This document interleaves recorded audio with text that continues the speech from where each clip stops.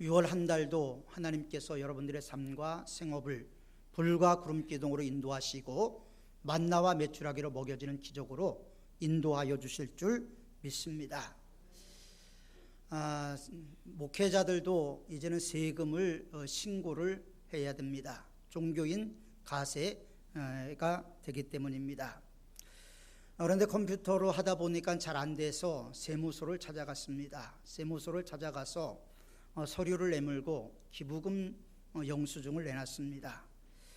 그랬더니 거기 있는 담당 직원이 이 기부금 영수증을 보더니 저를 쳐다보는 거예요. 이게 위조됐다라는 겁니다. 왜 위조가 됐냐라고 얘기했더니 어떻게 받은 월급의 3분의 1을 이렇게 기부금을 할 수 있느냐, 이거는 위조가 되지 않고서는 생활 자체가 어렵지 않느냐, 이런 이야기를 했습니다. 그래서 제가 사실 생활은 어렵지만 내가 믿는 하나님에 대한 내 최대한의 예의가 이거고 내 신앙의 표현이 이거다라고 이야기를 한 적이 있습니다. 우리가 믿는 기독교는 하나님을 믿는 종교죠. 하나님을 믿는다라고 이야기를 하지만 우리가 온전한 믿음을 갖고 이 세상을 살아가는가 하는 문제는 우리가 좀 더 생각해 볼 필요가 있습니다. 옛날에 우리 믿음의 선진들은 가장 좋은 것은 하나님께, 가장 귀한 것은 하나님께 이렇게 올려드렸던 세월이 있었는데 어느 순간서부터 하나님을 믿는 믿음의 자세들이 무너지기 시작을 했습니다. 그래서 하나님께 예배드리는 예배가 무너지고 기도가 무너지고, 그래서 기도회마다 통통 비어가고 또 예물 생활도 계속해서 줄어들고 있는 모습을 우리는 볼 수가 있게 됐죠. 그러나 여전히 하나님은 우리의 하나님이 되시는 분이십니다. 기독교는 그래서 신비로운 것 같습니다. 세상이 창조된 이래 기독교가 오랜 세월을 지내왔지만 기독교가 오랜 세월을 지내오면서 그 생명력을 유지했던 것은 그 안에 우리들이 모르는 생명력, 영적인 능력, 성령의 인도함이 있었기 때문에 가능한 것입니다. 교회가 오랜 세월 동안 인류의 희망이 되어오고 평화의 원인이 되어왔던 이유는 성령이 함께 하셨기 때문에 가능한 일이었지, 성령이 떠나버리면 아무것도 아니라는 것입니다. 불 한 포기도 성령님이 보호하시고 성령님이 붙잡아 주시니까 저렇게 생존하고 있는 것이지, 풀 한 포기도 성령님이 그 숨을 거두어가면 다 시들어버리고 마는 것이 이 세상의 이치인 것입니다. 이것을 우리는 과학적으로, 역사적으로, 인간의 지식적으로도 이해 못하는 부분이 있죠. 그래서 과학이 증명하지 못하는 부분들은 신비다, 이렇게 정의를 하고 있지만 우리가 진정으로 하나님을 바라보고 하나님을 의지하는 것 자체가 신비라는 사실을 우리는 너무나 잊어버리고 너무나 형식에 매어있는 예배생활, 형식에 매어있는 기도생활, 형식에 매어있는 헌금생활을 하고 있는 모습을 우리는 종종 보게 됩니다. 교회가 교회되는 것은 헌금이 많이 들어와서 교회가 교회되는 것 아닙니다. 교회 안에 최고의 학벌을 나온 사람들이 모여서 교회가 교회되는 것도 아닙니다. 교회가 교회되는 것은 우리 눈에 보이지 않지만 우리 안에 역사하시고 우리를 인도하시는 성령님께서 함께 하실 때 교회가 참다운 교회, 진리의 영으로 뭉쳐지는 교회가 될 수가 있게 되는 것입니다. 오랜 역사 동안 성령님은 그렇게 교회를 인도해 오셨습니다. 따라서 우리의 신앙생활 역시도 성령님의 인도함을 받아야 되죠. 성령님이 도와주셔야 되는 거예요. 신앙생활하면서 때로는 지치고 힘들고 어려울 때가 너무나 많이 있죠. 옛날에 함께 있었던 부목사님은요, 하루에 아마 30분 단위로 힘들다, 지친다 이런 말을 했던 분이 있어요. 그런데 물론 우리가 인생을 살다 보면 힘들고 어렵고 지치는 부분들이 없는 것 아닙니다만은 우리가 성령님을 의지하느냐에 따라서 우리가 힘든 것을 넉넉히 이겨나갈 수도 있고, 우리가 힘든 것을 견디지 못해서 쓰러질 수도 있다는 사실을 우리는 분명히 기억을 해야 하는 것입니다. 그래서 교회에 나오는 사람들을 물어볼 때 당신 어느 학교까지 배웠습니까? 어느 학교 졸업했습니까? 사는 건 어느 정도입니까? 돈은 좀 있습니까? 사회적 경력은 있습니까? 이런 거 물어보질 않습니다. 교회는 이력서가 중요한 게 아니죠. 하나님을 믿는 신실한 한 사람이 모여서 교회가 거룩한 교회로 세워지게 되는 것입니다. 오늘날은 장로님들도 많은 공부를 하시는데 옛날에 장로님들은요, 성경만 봤습니다. 성경 가운데서 장로님들이 깨어지고 부서지고 녹아져서 성화되고 거룩한 모습을 보고 장로님들만 봐도 은혜가 됐던 시절이 분명히 있었습니다. 예수님의 12제자를 보십시오. 12제자들의 경력이 어땠습니까? 이력서가 좋습니까? 이러할 배경이 있습니까? 백그라운드가 있습니까? 아무데도 내놓을 만한 것이 아무것도 없는 사람들이 예수님의 12제자들이었습니다. 그런데 그들의 마음속에 오순절 이후 성령님이 들어가니까 베드로가 설교하는데 배우지도 않은 사람이 너무나 멋지게 설교를 하고 지적으로 이야기를 하는 것을 보고 많은 사람들이 놀랬다라는 것도 성경에 기록되어 있습니다.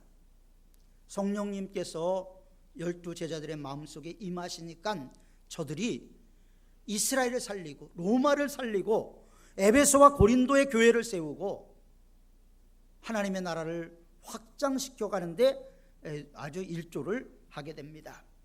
그러나 그 이면에는 성령님의 기름 부으심이 있었지요.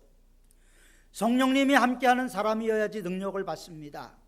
성령께서 우리들의 마음속에 오셔야 우리들의 마음이 뜨거워집니다. 불붙게 됩니다. 새로워집니다. 충만한 은혜를 경험하게 되는 것입니다.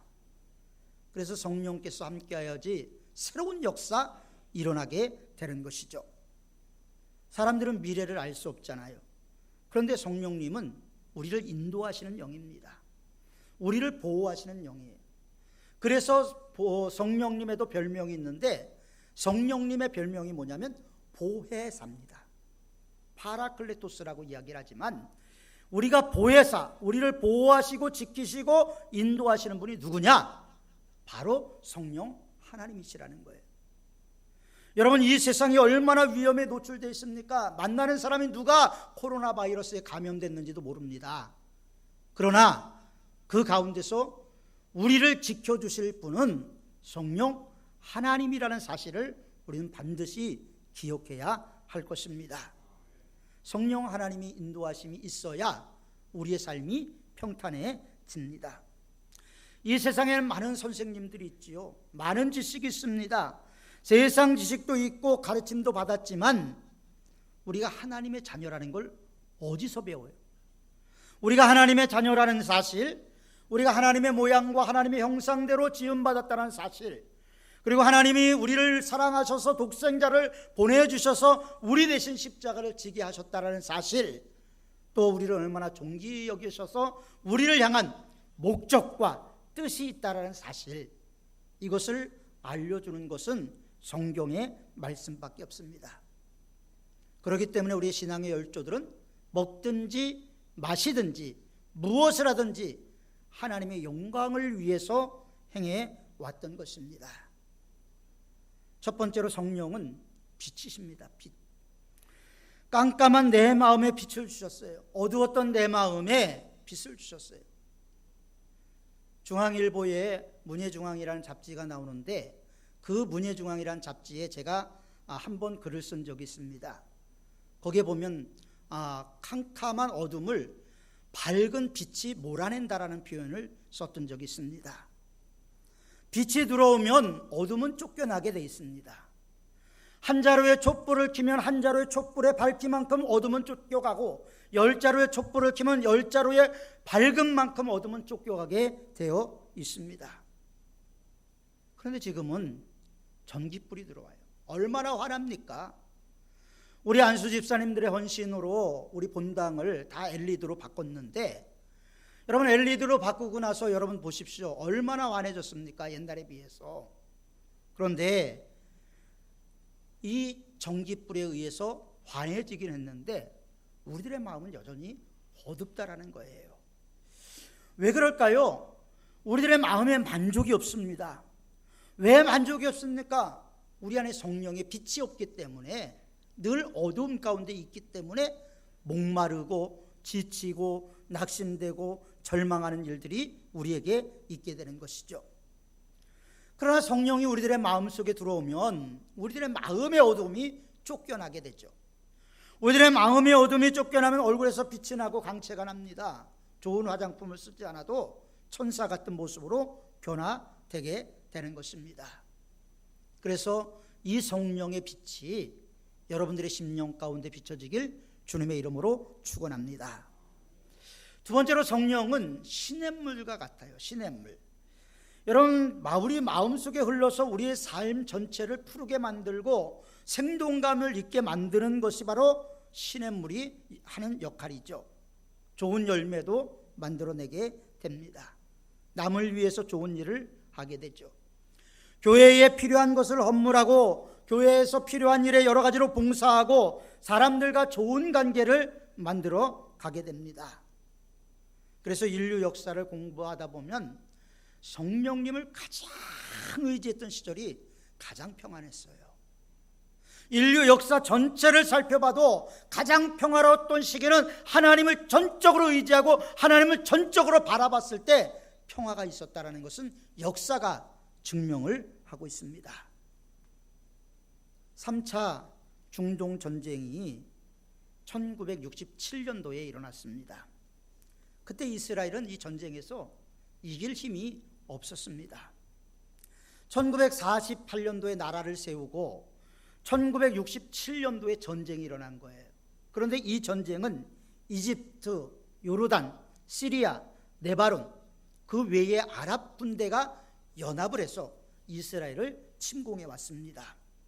그러니까 패배할 수밖에 없는 전쟁이었죠. 그때 가장 가까우면서도 가장 적국이었던 나라가 누구였냐면 시리아라는 나라가 있었어요. 시리아라는 제국이 있었는데 이스라엘의 북쪽에 있는 나라, 옛날에 아람이라고 불렸죠. 우리 성경에는 아람이라고 많이 나옵니다. 시리아는 사도 바울이 부활하신 예수님을 만난 곳이기도 합니다. 이 시리아의 수도인 다마스커스죠. 다마스커스에서 사도 바울이 예수님을 만나게 됩니다. 그리고 사도 바울이 눈을 뜨게 했던 그 집터, 그 다음에 눈을 뜨게 했던 아나니아의 집이 아직도 남아있는 곳이 바로 이 시리아이기도 합니다. 그런데 이 시리아의 대통령과 친하게 지냈던 분이 있는데 엘리 코헨이라는 분이었어요. 이분은 이집트에서 태어났고 혈통은 유대인이었습니다.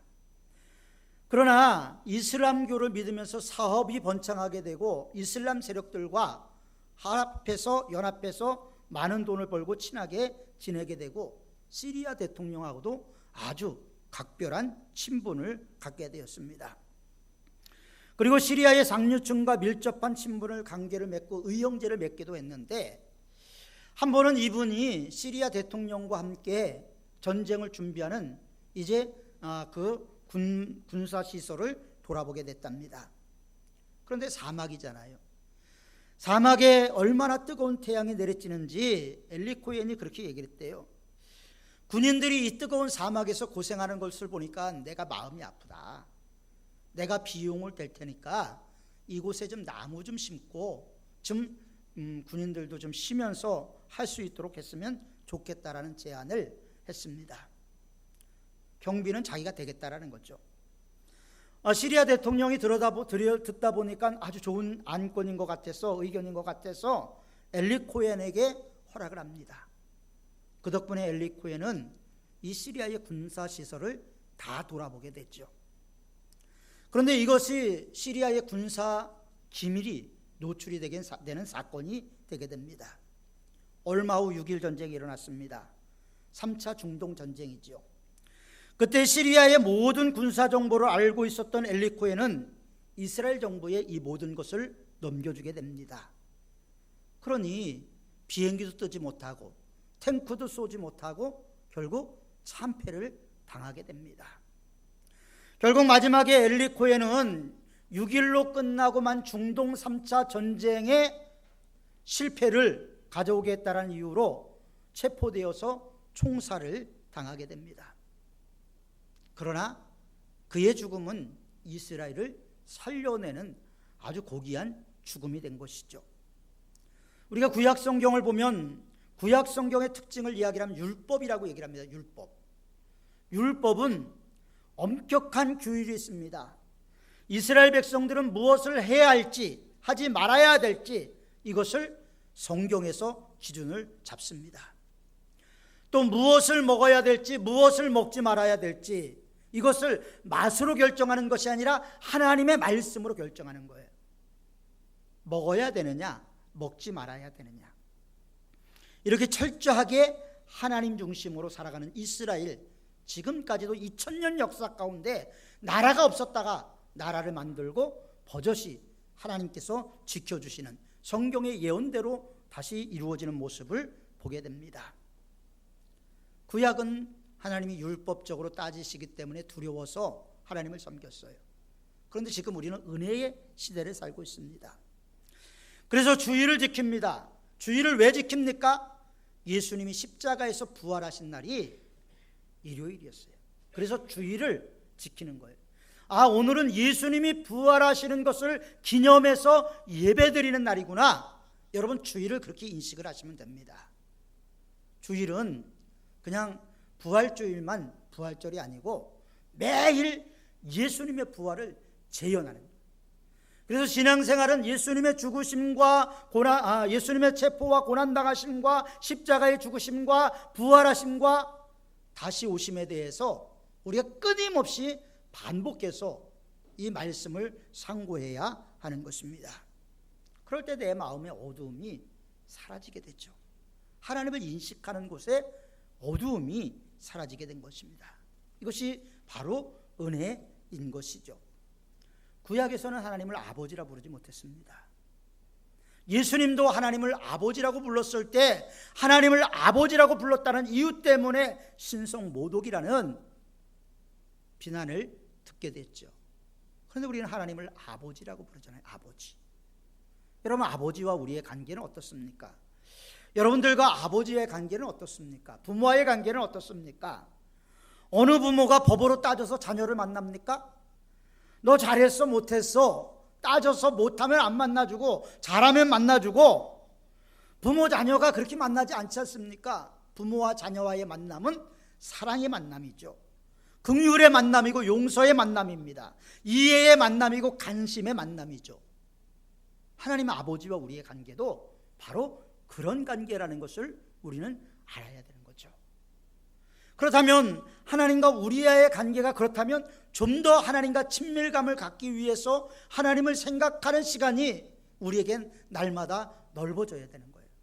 하나님을 생각하는 시간, 하나님을 기억하는 시간, 하나님과 동행하는 시간이 점점 우리들의 삶에서 지경이 넓어져야 하는 것입니다. 2000년 역사를 성령님께서 지탱하셔서 이렇게 교회가 건재하게 되는 것이죠. 세상 나라들이 왜 오래가지 못합니까? 보이는 것만 의지하기 때문에, 손에 잡히는 것만 의지하기 때문에, 권력만 의지하기 때문에 세상 나라가 오래가지 못하는 거예요. 역사를 보십시오. 애굽이 무너졌지 않습니까? 그 다음에 아시리아죠. 역사 속에서는 아시리아도 무너졌죠. 바벨론도 무너졌습니다. 그리고 메데바사, 페르시아죠. 이 나라도 무너졌습니다. 그리고 헬라, 그리스도 무너졌습니다. 왜 이런 제국들이 일어나서 오래가지 못할까요? 보이는 것만 의지하기 때문에, 하나님을 바라보지 않기 때문에, 하나님을 앙망하지 않기 때문에 다 무너졌어요. 그러나 이리 채이고 저리 채이고 역사 속에서 짱돌처럼 굴러다녔던 이스라엘은 아직까지 건재하고 있지 않습니까? 무슨 힘입니까 이게? 하나님의 도우심과 하나님의 인도하심 때문에 가능한 것이죠. 그래서 우리는 마음으로부터 하나님을 더욱더 사모하는 마음을 가져야 돼요. 더욱더 하나님을 의지하는 마음을 가져야 되는 것입니다. 씨앗을 뿌리면 딱딱한 땅바닥을 뚫고도 이 싹을 틔워서 올라오게 되는 걸 보죠. 그 딱딱한 땅도 씨앗이 뚫고 올라오는데 성령님께서 저와 여러분들의 마음속에 오신다면 우리는 어떠한 놀라운 일들이 일어나게 될지 상상해 볼 필요가 분명히 있다는 거예요. 성령이 오시면 우리가 감당할 수 없는 놀라운 기적과 역사들이 일어나게 되는 것입니다.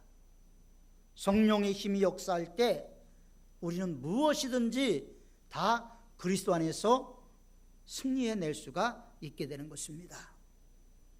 그런데 많은 사람들은요, 보이는 힘을 의지하려고 합니다. 눈에 보이는 것을 계속 웅장하고 대단하게 만들기를 원합니다. 눈에 보이는 것이 클수록 선하다라고 생각을 하죠. 그래서 많은 교회들이 무리하게 성전 건축을 하다가 부도가 나서 신천지 교회에 넘어가지 않으면 하나님의 교회에 넘어가는, 오히려 하나님의 영광을 위하는 것이 아니라 하나님의 영광을 가리는 모습들도 너무나 많이 하고 있다는 것입니다. 큰 것을 가져도 마음이 공허해요. 왜 마음이 공허할까요? 하나님 없는 마음은 공허할 수밖에 없습니다. 하나님 없는 마음은 황무지처럼 변화될 수밖에 없는 것이죠. 그래서 기독교는 건물이 힘이 아니에요. 건물 화려한 것 좋아하지 마십시오. 초대교회 건물 없었어요. 그럼에도 불구하고 성령이 역사하니까 초대교회가 살아있는 교회, 사람들로부터 칭찬받는 교회가 될 수가 있었잖아요. 화려한 건물, 큰 건물 갖고 비난받고 조롱받는 교회들이 얼마나 많이 있습니까? 제가 아는 분도 코로나19 사태 때 계속 예배를 진행하려고 하는데 마을 사람들이 나와갖고 피켓 들고 데모하고 못 들어가게 막고 막 난리가 났었대요.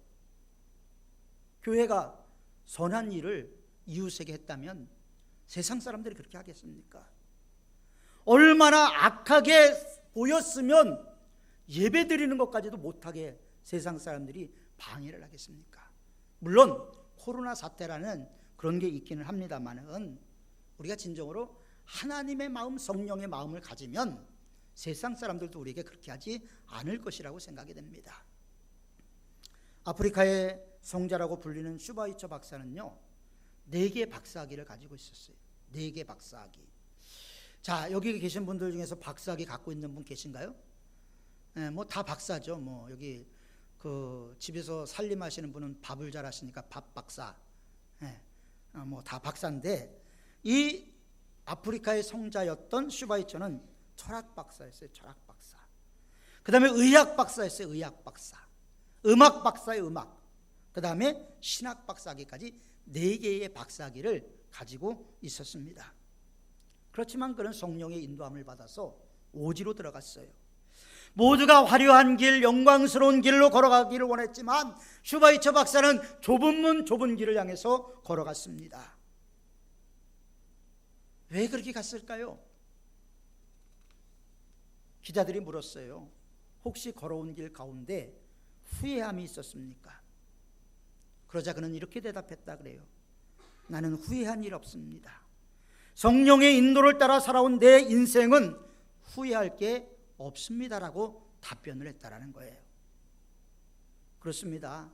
성령이 우리들의 마음속에 오면 실패하지 않아요. 하나님의 영이 우리에게 지혜를 주기 때문에 실패하지 않습니다. 왜 우리가 실패하고 넘어집니까? 하나님의 영에 감동되지 않았기 때문에 그래요. 힘으로 모든 걸 하려고 하기 때문에 안 되는 거예요. 능력으로 다 하려고 하다 보니까 안 되는 거예요.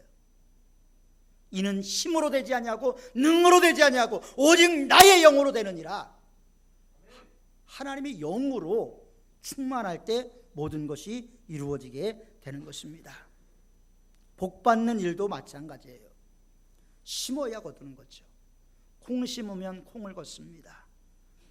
사과나무를 심으면 사과를 얻게 됩니다. 우리 교회 앞에 사과나무에 사과 열매가 맺었습니다. 따가지 마세요. 사과가 열리는 것은 사과 나무를 심었기 때문에 되는 거잖아요. 심었기 때문에 열매가 생기게 되는 거예요. 우리가 행복하기를 위하면 행복을 위해서 심어야 되는 거예요. 우리가 하나님을 믿는다고 하면 하나님을 위해서 심어야 되는 거예요.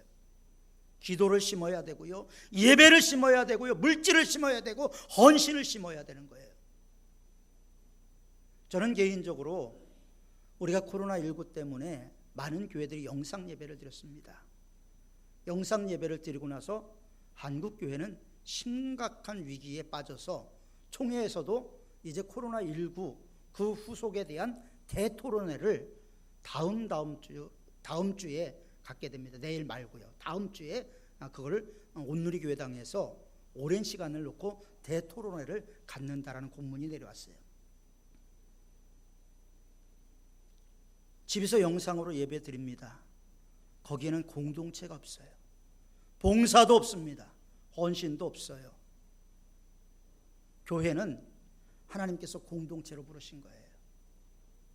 물론 여러 가지 상황이 있기는 합니다만은 하나님이 우리의 부르신 그 부르심에 상받기 위해서 달려가는 것이 우리에겐 중요한 것이죠. 여러분, 자녀들이 잘 되길 원하십니까? 자녀들이 잘 되는 것을 심어야 돼요. 생각이 트이고 마음이 열리도록 만물을 지으신 하나님의 말씀으로 심어줘야 되는 거예요. 만물을 통제하시는 분에게 기도를 심어줘야 되는 거예요. 현대인들은요, 땀 흘리지 않고 열매를 거두려고 합니다. 또 조급해요. 그래서 자꾸 점쟁이들만 찾아가는 모습을 보게 됐죠. 그 말 들어서 뭘 할 거예요?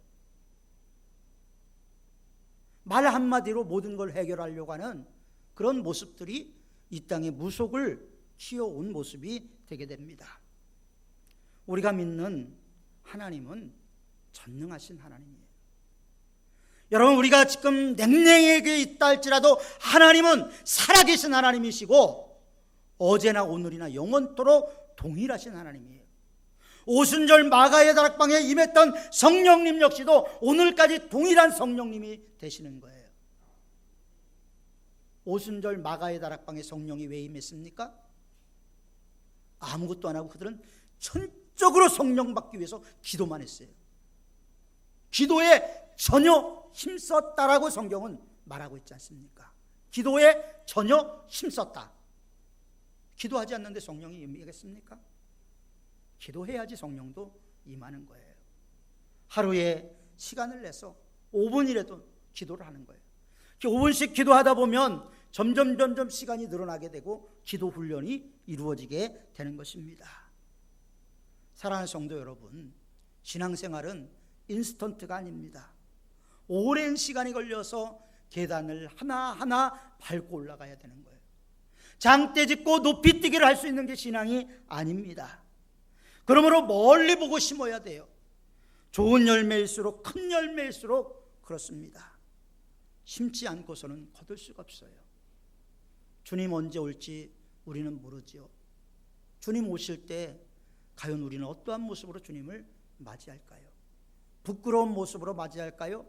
아니면 영광스러운 모습으로 주님을 맞이할까요? 성경은 우리에게 분명히 말씀하십니다. 눈물로 씨를 뿌리는 자는 기쁨으로 단을 거두리로다. 눈물로 씨를 뿌리지 않으면 기쁨으로 거둘 단도 없는 거예요. 그런데 뿌린 것 없이 거두려고 하니까 자꾸 문제가 생기게 되는 것입니다. 오늘 아버지 전에 나온 여러분들의 마음 모두에게 하나님의 영인 성령이 임하셔서 여러분들의 삶이 어두운 가운데 있는 것이 아니라 빛 가운데 있고 충만한 은혜 가운데 있어서 가진 것이 없지만 여호와는 나의 목자시니 내가 부족함이 없으리로다 고백할 수 있는 저와 여러분들이 되시기를 바랍니다. 성령님께서 우리 마음속에 오시면 우리 앞날이 밝아집니다. 좁은 문, 좁은 길을 향해서 간다 할지라도, 십자가의 길, 순교자의 길을 간다 할지라도 성령께서 내 마음속에 있으면 기쁘게 갈 수가 있는 거예요. 찬송 부르며 갈 수가 있게 되는 것입니다. 우리 그런 삶을 살아갈 수 있도록 모두가 다 성령님의 임재를 간절히 사모하고 나가는 우리 모든 성도님들이 되시기를 주님의 이름으로 축원합니다. 이 시간 우리 잠시 합심해서 기도하는 시간을 갖기를 원합니다.